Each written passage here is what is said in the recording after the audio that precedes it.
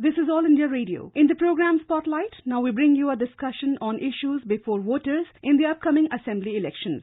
The participants are Shekhar Iyer, political analyst, and Chetan Chauhan, journalist.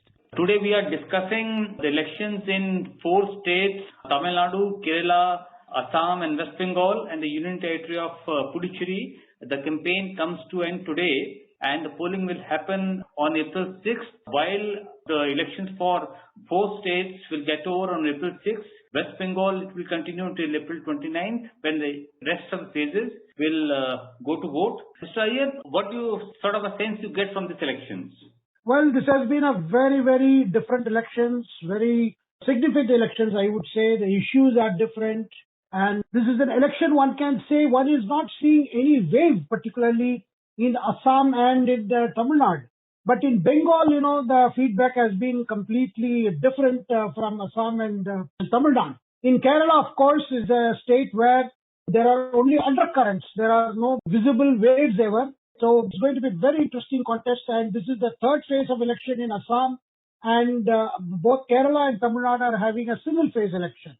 And as far as Bengal is concerned, we saw in the second phase, which was for Nandigram. So this is the third phase which is coming, and with the third phase, there will be another 5 phases left in Bengal.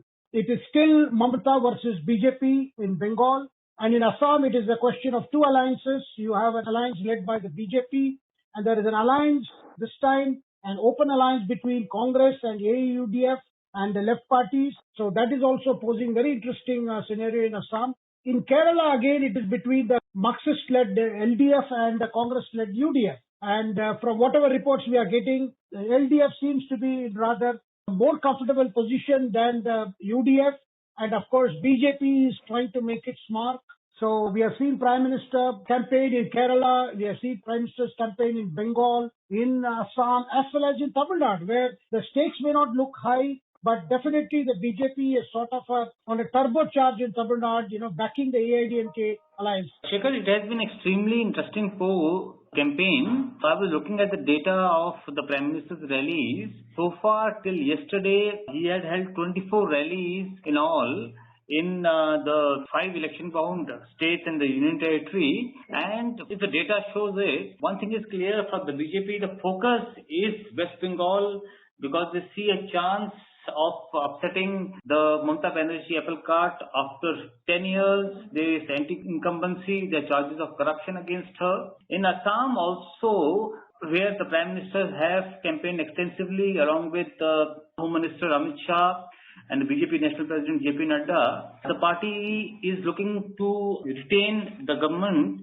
but this time the 7-party alliance led by Congress, it appears to be a formidable alliance, and this election has become a bipolar poll. So people are saying it would be a close contest. Whereas my feedback from Kerala is that this election is much more closer than what the opinion polls in Kerala said earlier. But the things have changed maybe in the last 20 days. As you said, the undercurrent is normally against the incumbent government. And in Tamil Nadu also, the election is not as one-sided that many people thought that the DMK will sweep. It would be an interesting contest. So, Shekhar, it has been an interesting election, but the focus of the BJP on West Bengal is quite interesting. And if we can speak about the voter issues, how the voters are reacting, what they are expecting from the political parties in the time of COVID, if you can draw some light on that. Well, Chetan, you have put it very succinctly, I must say, the scenario that is being obtained in all the poll-bound states.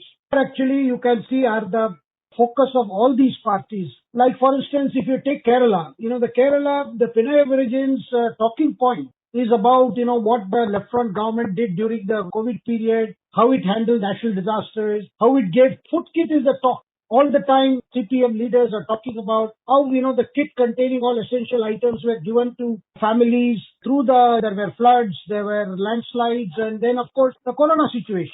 Now, similarly, in Tamil Nadu, if you see, the voters are, they are being wooed by both the sides. You have seen the manifestos that have come out. There is a promise of 1,500 rupees from one side for the women who are, managing the household. Similarly, the other side has promised 1,000 rupees and something more. One party has promised washing machine. Other parties are promising, government jobs. So you can see that how the whole centerpiece seems to be, and particularly women voters matter more in Tamil Nadu, Chetan, because there are 10 lakh more women voters in Tamil Nadu than any other the states that are going, because in terms of male voter and female voter, there are more female voters.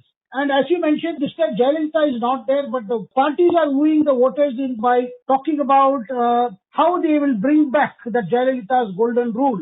And on the other hand, DMK was initially focusing on ADMK, on the chief minister, but of late, very interesting thing I am noticing is DMK leaders, whether it is MK Stalin or his son Udayanithi, they are rather talking about BJP, about the prime minister, and saying vote for the ADMK is actually a vote for BJP, when BJP is contesting only 20 seats of the 234. But BJP is seen as a kind of a catalyst in the ADMK-led front. And therefore, they want to target BJP because they feel that Edappadi Palaniswamy, as you mentioned, has been able to recover a lot of ground despite those anti-incumbency factors. And even DMK leaders concede there is no strong anti-incumbency wing against Edappadi. And therefore, the election in each constituency has become very important. Voters are more aware than before. They are also looking at the track record. That is why you see in Tamil Nadu election, the debate is more about what the DMK did between 2006 and 2011 and what kind of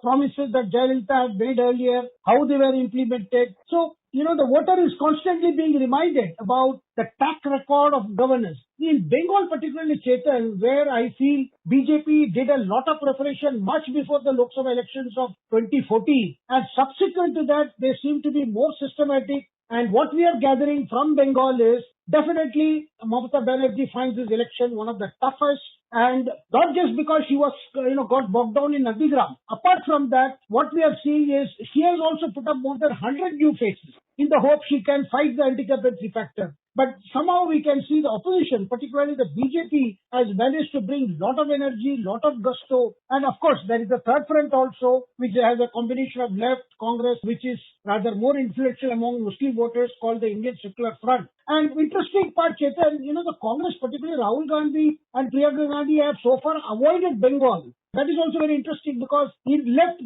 Congress is fighting, warding off challenge from the left. In Bengal, left and Congress are on the same platform, so also in Assam. So we are told that, after the Kerala elections are over by April 6th, we can see more of Congress leaders coming to Bengal, where the battle will get even more interesting because the left and Congress are also hoping that those voters who are not happy with Mamata will give them a chance again. Shekhar, very correctly you said Rahul Gandhi and Priyanka Gandhi have avoided West Bengal because for the alliance with the left. But prime aspect of the West Bengal election is, if you see the voters' perspective, is the anger of the voters with the 10 years of TMC rule. A lot of corruption by the lower level TMC leaders, maybe the cut money in the different government schemes or the money given for MSN relief in the coastal areas of Bengal, it is an issue.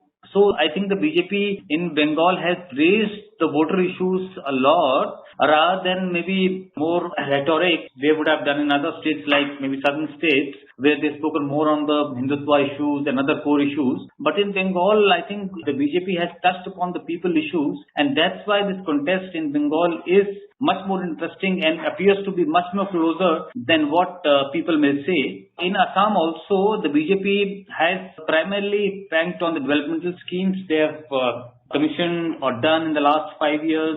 The women, as you said, is a very important electorate all the political parties have identified this year. Amazing is that every political party from Kerala to Tamil Nadu to West Bengal to Assam have offered a stipend or the monthly allowance to housewives.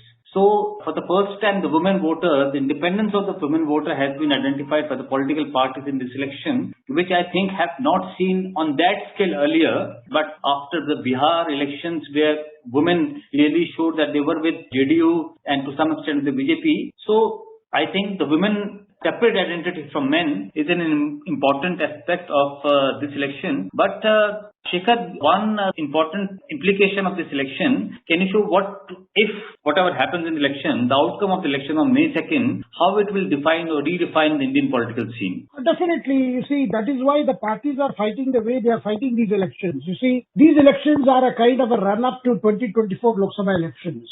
You see, if you look at the importance of Bengal, Bengal has got 42 Lok Sabha seats.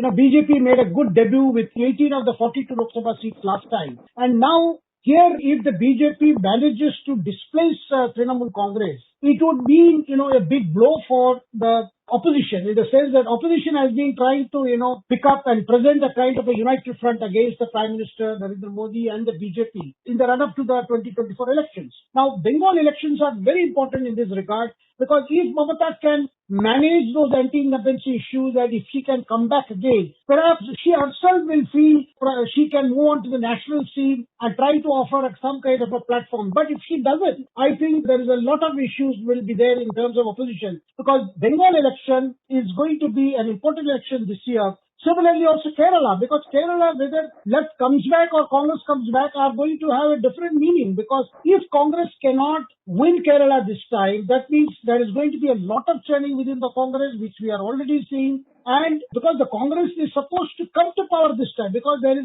usually a kind of, what would you say, that alternate the year. And similarly, if you see, because next year are going to be even more crucial elections. You have got Uttar Pradesh, you have got Uttarakhand, you have got Punjab. So therefore, this year's elections particularly, similarly Assam elections, because Assam also, if you see, the alliance between Congress and AUDF, this is an open alliance.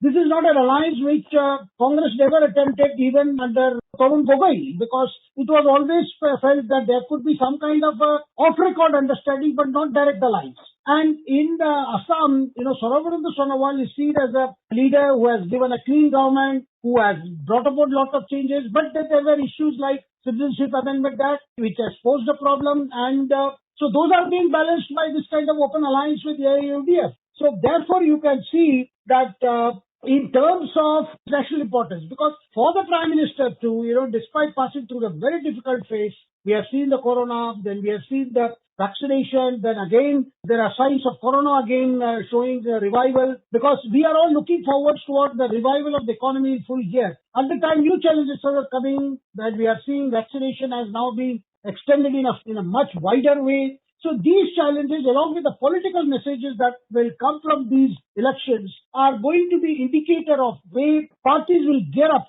for the next round of elections. Because every year you are going to see, next year, then again in 2023, also there will be a lot of important elections. Shekhar, one important thing the elections may indicate, will it be right to say that in case the opposition parties do well and the BJP doesn't do well, it will be an indicator on how the government has dealt with the farmer protest issue, or the inflation, the fuel price hike, or the COVID management? Or do you think that it is not reflection on the central government performance on these issues?